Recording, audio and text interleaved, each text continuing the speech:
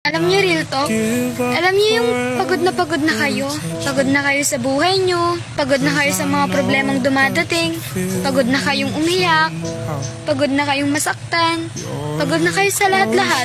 Yung tipong gusto mo na lang magpahinga, gusto mo nang sumuko, gusto mo nang mawala na parang bula, yung gusto mo na lang manahimik, yung mapapasabi na lang sila sa'yo na pwede ka nang magpahinga, marami ka nang pinagdaanan sa buhay. Yung mapapasabi na lang sila ng condolence, mamimiss ka namin, mahal na mahal ka namin.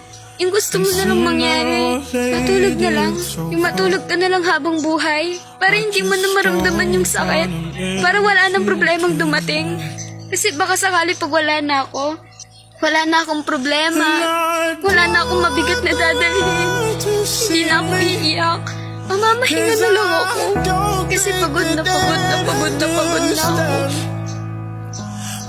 Kunti na lang, susuko na ako. I just want you to know who I am. Siguro, pag natulog ako habang buhay, hindi ko na mararamdaman to.